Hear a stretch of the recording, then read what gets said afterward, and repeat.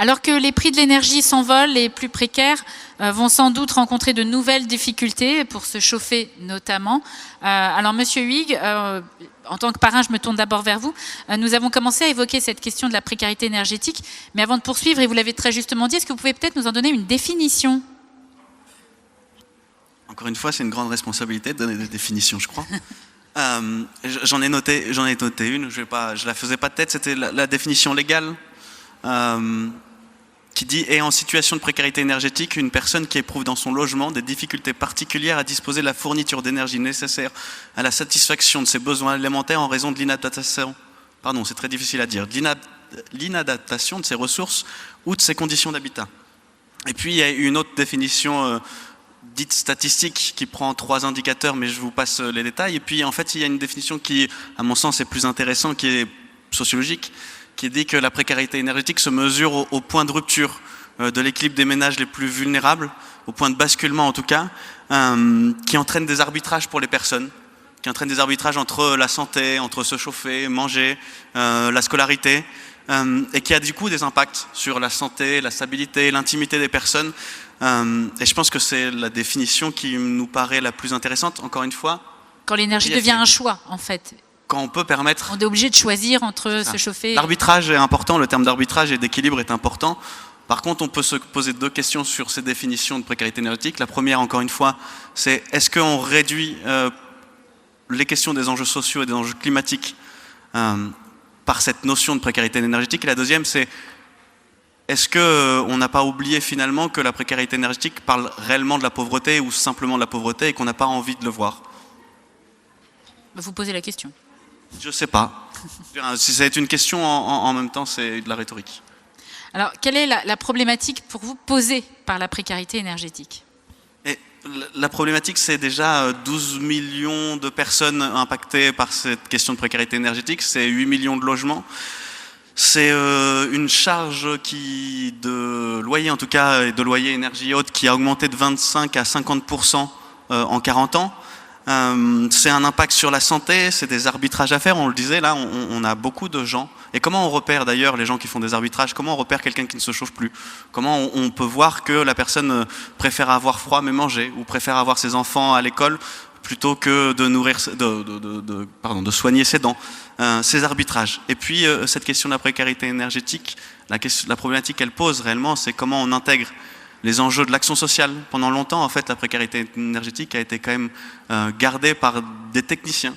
Je suis à côté, excusez-moi, d'EDF, mais pas simplement.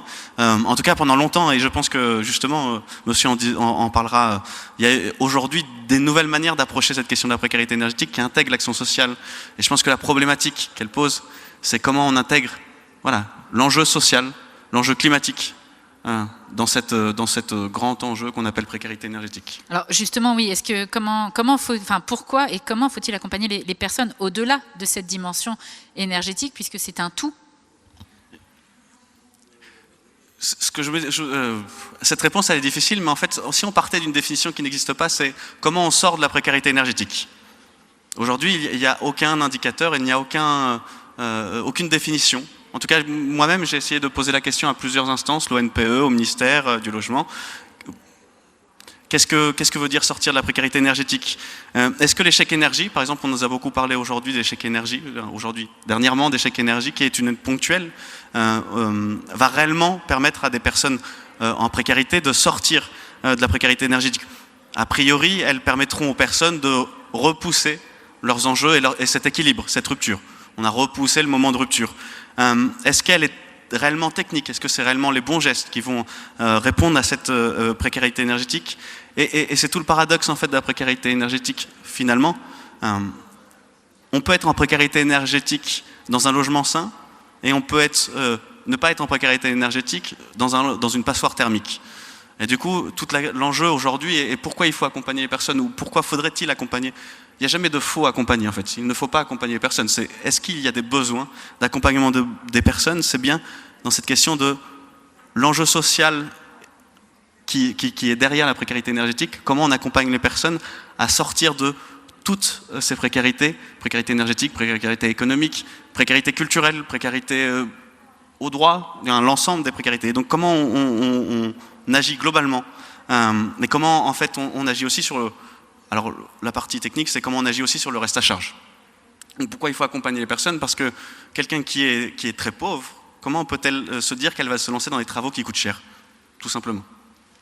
Alors, et vous l'avez dit aussi, comment fait-on pour identifier, pour repérer ces personnes?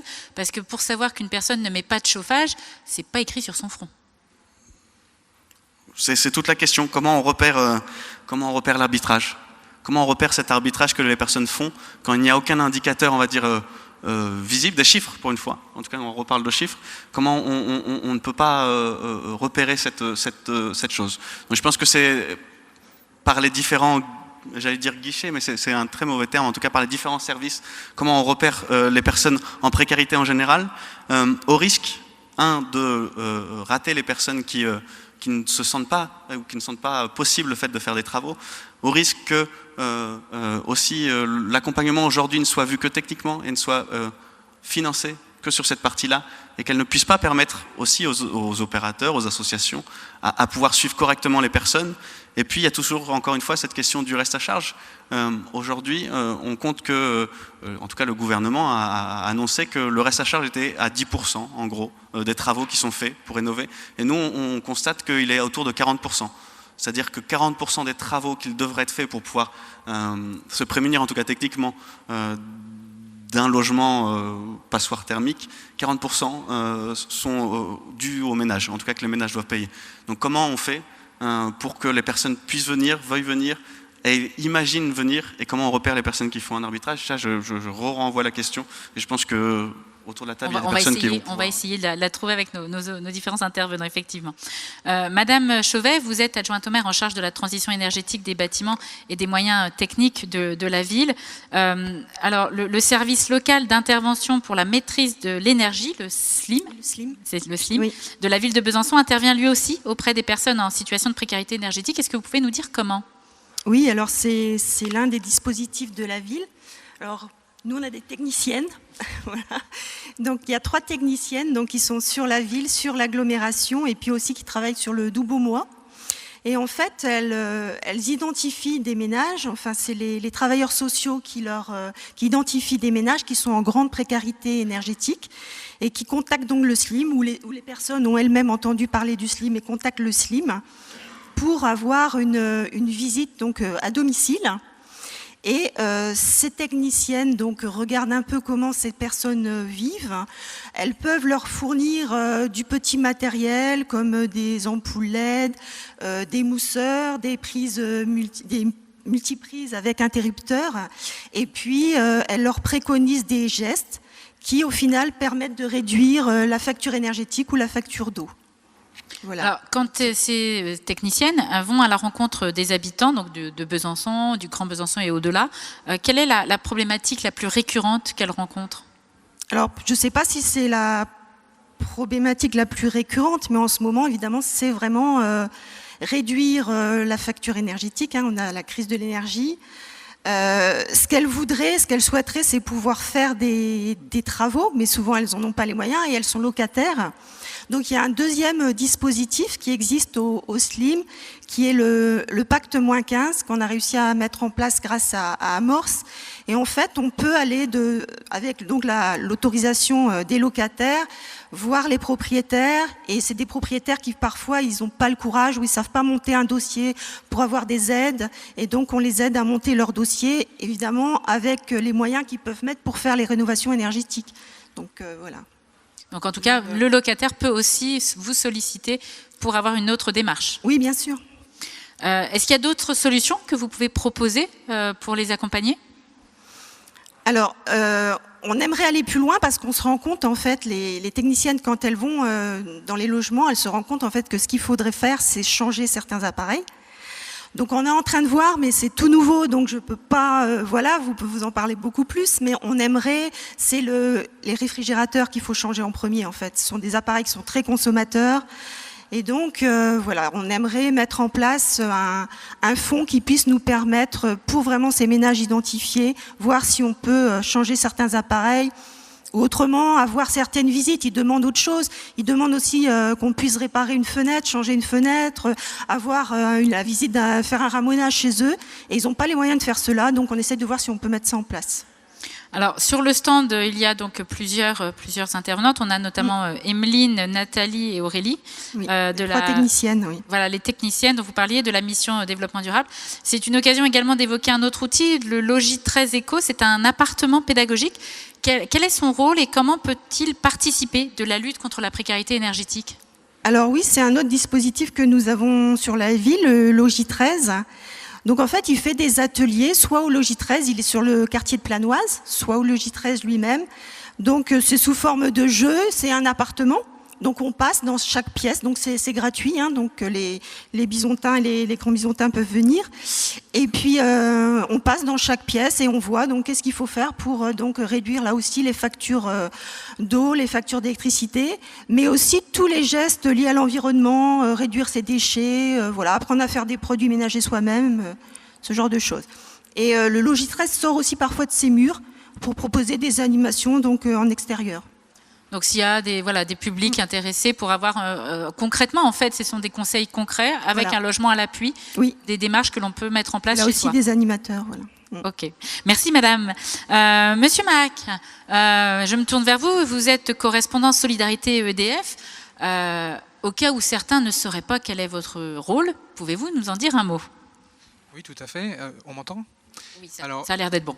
Un correspondant Solidarité EDF, bon déjà il n'y en a pas beaucoup en France, on est une quarantaine puisque en fait c'est un interlocuteur des collectivités, à commencer par le conseil départemental, mais également les CCAS, le monde associatif, l'univers hospitalier, voilà, toutes les structures, si vous voulez, qui ont des accompagnants, des travailleurs sociaux, qui vont essayer de trouver une solution pour une personne qui est en difficulté de paiement face à une facture.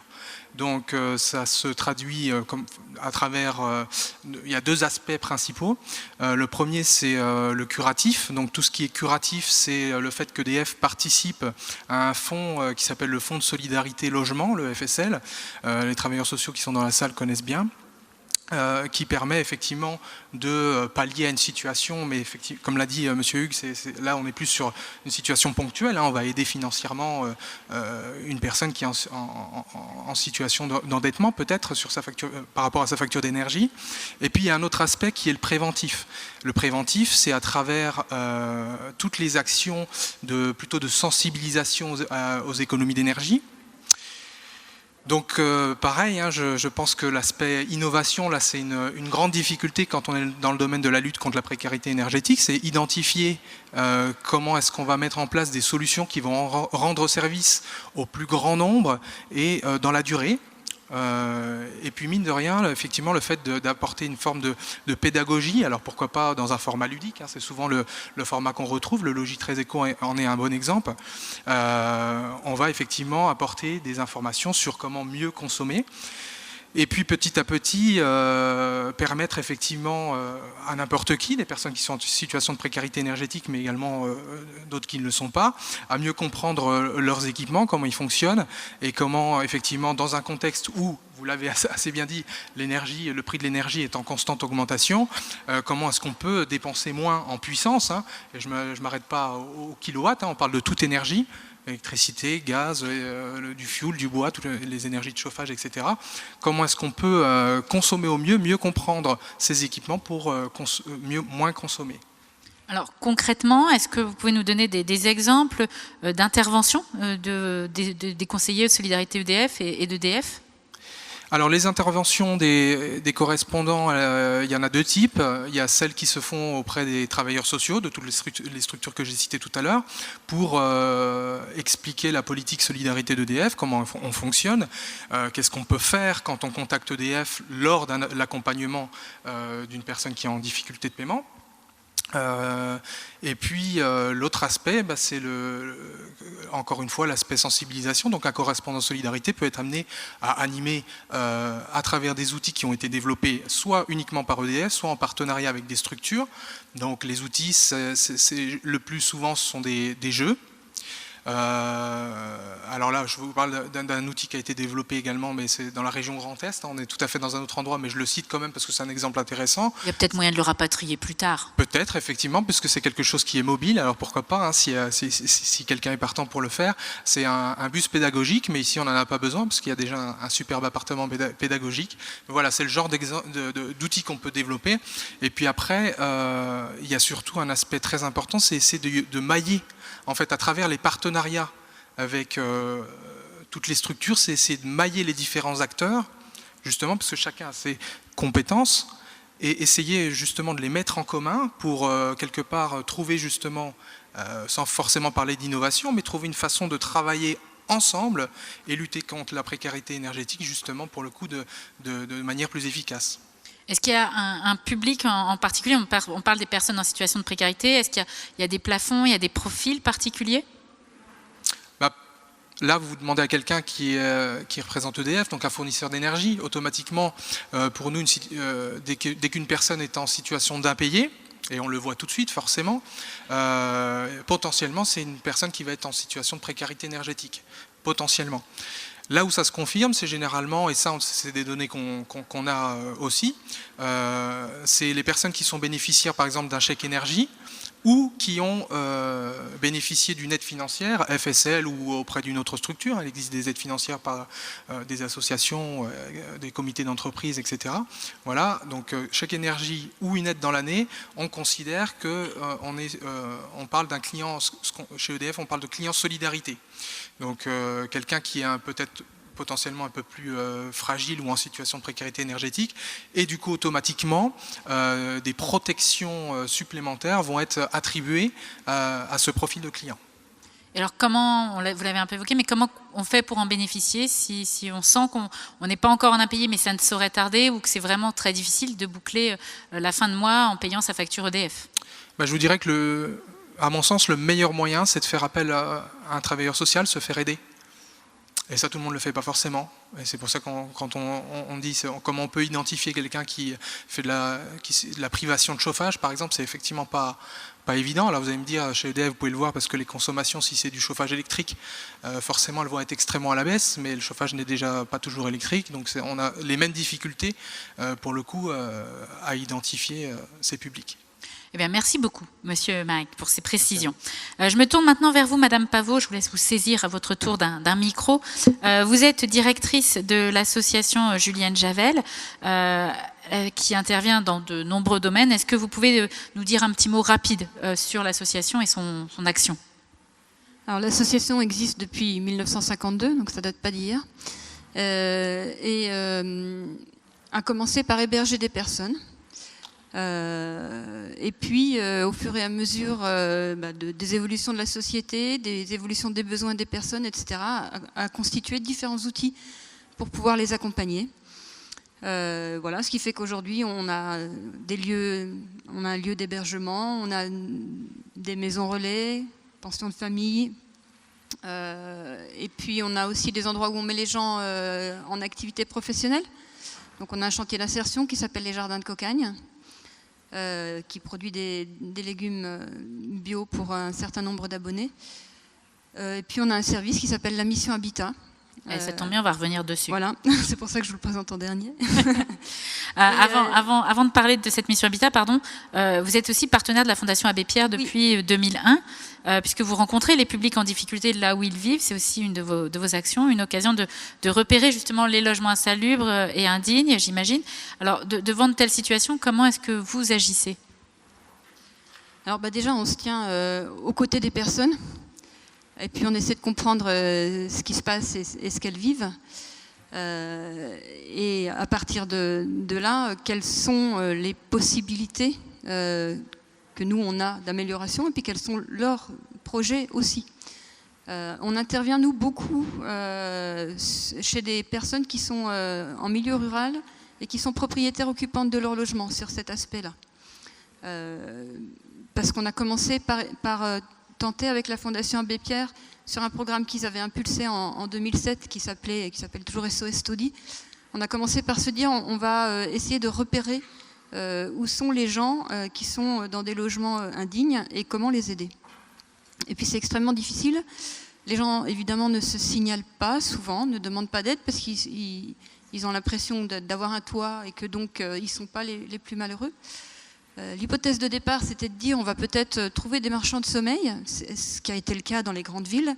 Mais nous, dans notre territoire, ce qu'on a trouvé, c'est des gens qui avaient hérité du logement de leurs parents, d'une ferme, qui avaient à un moment donné eu un rêve de maison et qui avaient acheté un truc plus ou moins en ruine, etc. et qui s'en sortaient pas.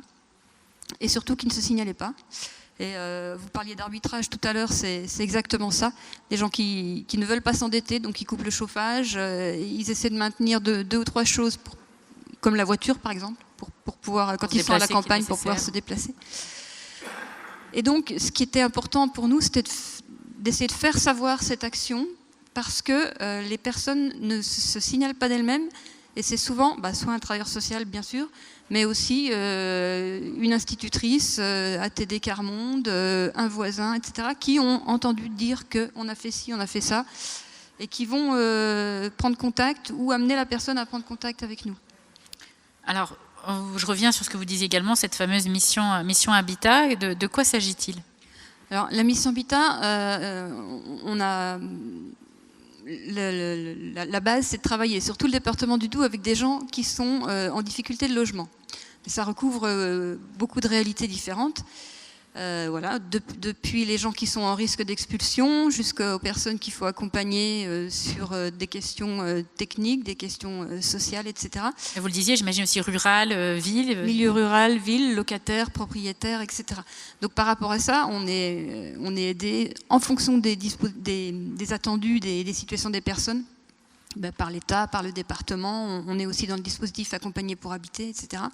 Et le travail qu'on fait avec la Fondation Abbé Pierre nous permet d'intervenir un peu là où il n'y a personne, dans les interstices du droit commun, puisqu'il ne s'agit évidemment pas de réinventer ce qui existe déjà, mais d'intervenir et d'avoir une aide pour accompagner des personnes sur du long terme ou sur des endroits où le droit commun n'existe pas tout à fait. Il y a aussi un autre programme, c'est le programme Habiter mieux. Oui. Vous jouez là un rôle un peu plus poussé pour améliorer les logements, puisque l'association devient assistante à maîtrise d'ouvrage, AMO. Qu'est-ce que vous faites à ce titre? Alors notre inscription dans le programme Habiter mieux découle de ça justement, c'est-à-dire qu'en repérant des gens et en essayant de les aider, des gens qui étaient dans des logements insalubres, à 100% des cas, on est tombé sur des gens en précarité énergétique. Et à un moment donné, il a fallu voir ce qu'on allait pouvoir faire pour elles et aller chercher des bureaux d'études, etc. Le problème, c'est qu'à un moment donné, il faut financer le bureau d'études, il faut qu'ils viennent, il faut qu'ils reviennent, il n'y a pas l'argent, on fait autrement, on réécrit le scénario des travaux, et tout ça prend beaucoup de temps. Et on s'est dit à un moment donné, pour en sortir et pour arriver à intervenir chez les personnes, il faut qu'on se qualifie. Et donc on a recruté des personnes qui sont des thermiciens professionnels et qui viennent, alors pour tout un chacun sous conditions de ressources, s'occuper de rénovation énergétique, mais qui viennent aussi et surtout avec nos travailleurs sociaux dans les familles en difficulté pour faire ce travail-là technique. Alors comment est-ce qu'on vous sollicite à ce titre-là? En passant par la DIL, voilà, qui centralise un petit peu toutes ces demandes-là. Et quand on est démuni, en passant, très souvent, ça passe par un travailleur social au départ. Je crois que c'est un mot qui va revenir aussi souvent, un travailleur social. Oui. Effectivement, un interlocuteur privilégié. Ouais. Les travaux à réaliser demandent des financements que les plus précaires n'ont pas forcément. Alors, au-delà de l'AMO, mais vraiment même pour les mener. Vous le disiez, 40% tout à l'heure de reste à charge en moyenne. Monsieur Huyghe, je crois que c'était le chiffre que vous avanciez. Alors, comment est-ce que vous les accompagnez à l'association Julienne Javel? Alors, il y a un certain nombre de subventions qui sont sous conditions de ressources, mais il y a aussi également un reste à charge, vous le disiez. On essaie de trouver des ressources. Ça je tiens quand même à le signaler, jusqu'à il y a quelques années, un dispositif où les personnes qui étaient dans une situation compliquée pouvaient, si elles empruntaient pour faire des travaux chez elles, et notamment des travaux de rénovation énergétique, toucher de l'APL sur le remboursement de leurs emprunts, exactement comme un locataire va toucher de l'APL sur son loyer. Ça a été supprimé il y a quelques années. Ça n'a pas fait tellement de bruit, mais en tous les cas, c'était une petite chose qui nous a permis de sortir de la précarité énergétique de nombreuses familles et qui aujourd'hui n'est plus possible. Voilà.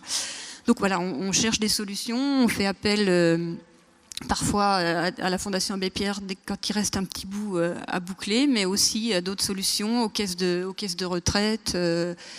Les gens ont parfois aussi un petit coin de forêt que peut-être ils peuvent vendre, qui était à leur arrière-grand-père, que la succession n'a jamais été... voilà. Donc on est toujours dans des choses comme ça sur du long terme.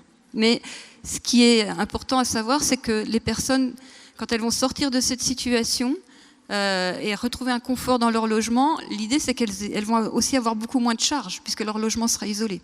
Et que donc ça dégage aussi des possibilités de remboursement. Donc on a toujours un peu recours à de l'emprunt, grâce notamment à des banques comme Procivis qui permettent aux personnes qui ont des soucis de revenus très faibles d'emprunter sur ce type de projet.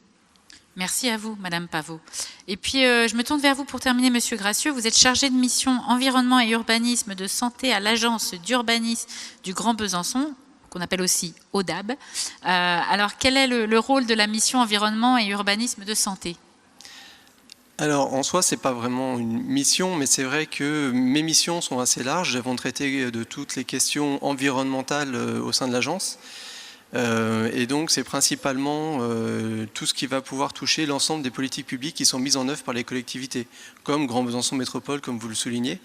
Donc, on intervient vraiment sur les questions notamment d'habitat, mais aussi de mobilité ou de planification urbaine. Donc, c'est des missions qui sont assez larges. En ce qui me concerne, donc vraiment sur les questions de santé, ont été vraiment au cœur de mes activités ces dernières années, en particulier parce que on s'est beaucoup axé sur les questions de précarité, alors énergétique par rapport au logement bien sûr et aux questions d'habitat de façon plus générale, et on a également beaucoup travaillé sur les questions de précarité climatique notamment. Alors, vous venez, je crois, en tout cas vos services ont récemment mené une étude que l'on peut découvrir en détail sur votre stand. Donc, est-ce que vous pouvez nous balayer ce qu'elle a fait ressortir, enfin de quoi elle traite et ce qu'elle a fait ressortir. En gros, si vous pouviez teaser un peu pour que les gens, du coup, viennent voir l'étude. Alors, je suppose que vous faites référence au travail effectivement sur la vulnérabilité climatique. Donc, c'est un travail qu'on a mené, donc qui avait commencé déjà il y a quelques années, et qu'on a mené un petit peu finalement sur le long cours. C'est une mission qui s'est faite beaucoup sur le long cours en lien avec la ville de Besançon et Grand Besançon Métropole sur, on va dire, l'exposition des populations aux températures. Donc c'était vraiment cette question d'exposition aux températures extrêmes qui était au cœur des préoccupations des collectivités. Et donc notre travail a été principalement justement d'amener cette information-là qui n'existe pas aujourd'hui, parce que quand on parle de température, on est plutôt habitué à traiter de l'information comme celle qu'on peut retrouver sur Météo France, qui va donner une température moyenne sur une journée. Et en fait, nos travaux, on s'est rendu compte, en cartographiant ces températures-là, on s'est rendu compte finalement que toutes les populations et tous les quartiers n'étaient pas exposés du tout de la même façon aux mêmes intensités de température. Et finalement, derrière ça, on s'est rendu compte que certaines personnes, enfin certains habitants, certains quartiers, certains logements étaient exposés à des températures qui étaient quand même assez importantes. Et ça pose du coup beaucoup de questions sur la façon aussi dont sont aménagés les territoires pour justement limiter ces situations de précarité, ces vulnérabilités-là. Donc il y a des quartiers où il fait plus chaud à Besançon. Il y a des écarts de température qui sont assez importants, effectivement, mais je vous invite... Voilà, c'est très difficile d'en parler quand on n'a pas vraiment la carte. Il faut la carte, voilà, elle est quand on sur le n'a pas stand. les informations sous les yeux, elle est sur le stand. J'invite vraiment les gens à venir voir pour en discuter. Ça sera vraiment beaucoup plus parlant et beaucoup plus simple à discuter. Alors, cette carte, parce que du coup, j'imagine que les gens sont curieux de savoir s'ils habitent plutôt là où il fait chaud ou alors là où il ne fait pas chaud à Besançon. Mais à quoi elle va servir? Vous parliez notamment d'aménagement du territoire? Oui, effectivement. Alors, c'est un travail qui a déjà été utilisé notamment dans le cadre du plan climat, par exemple, où la question de la précarité énergétique avait été aussi traitée. C'est un travail que finalement, comme je disais tout à l'heure, mes missions sont assez larges et elles sont très transversales finalement, parce que l'environnement va se retrouver vraiment sur toutes les problématiques, y compris en lien avec l'habitat, sur les questions de précarité. Et finalement, ce travail-là, on l'utilise dans beaucoup de nos missions, beaucoup de nos travaux. Donc que ce soit en lien avec, par exemple, la politique qui a été menée sur le plan climat de Grand Besançon Métropole, mais également toutes les réflexions qu'on peut avoir sur l'aménagement de certains quartiers ou les politiques en matière d'habitat également. Là où on va mettre des arbres, là où on va mettre Voilà, par exemple, sol, voilà. Les derniers travaux qu'on a menés, par exemple, sur ces questions de précarité climatique, visaient à identifier les populations qui étaient justement les plus exposées à ces questions-là. Donc à la fois identifier les types de populations, donc on a notamment pu mettre en évidence que les populations âgées, mais également les populations vraiment, les enfants en bas âge, et dans certains quartiers étaient particulièrement concernés. Donc on a identifié également les quartiers qui étaient les plus touchés par ce phénomène-là. Et on s'est également rendu compte, il y a une population aussi que nous on a trouvé très intéressante dans nos travaux, c'est les étudiants. On s'est rendu compte finalement que ces étudiants avaient également des gros problèmes et se retrouvaient aussi pas mal dans des situations de précarité. En tout cas, les quartiers dans lesquels ils se retrouvent sont particulièrement touchés par ce phénomène-là. Je vous remercie beaucoup. Je pense que ça intrigue les gens qui voudront savoir où sont les quartiers où il fait chaud à Besançon. Vous avez su comment peut-être les emmener jusqu'à votre stand. Je vous rappelle justement que nos différents intervenants vous attendent sur les stands. Vous allez me dire, bah oui, mais là, il y a une table ronde, comment on fait? On ne va rien louper. Coup de bol, on fait une pause. 15 minutes devant nous, ce qui va vous permettre de pouvoir justement aller à la rencontre de chacun d'entre eux. Allez demander à Monsieur Gracieux quels sont les quartiers où il fait le plus chaud à Besançon, d'aller voir Monsieur Marac pour savoir un peu plus sur EDF, d'aller à la rencontre de l'association Julienne Javel pour voir un petit peu concrètement plus en détail ce qu'elle fait. Et puis bien sûr, il y a, je l'ai dit, les techniciennes aussi de service de la ville qui vous attendent pour plus de renseignements.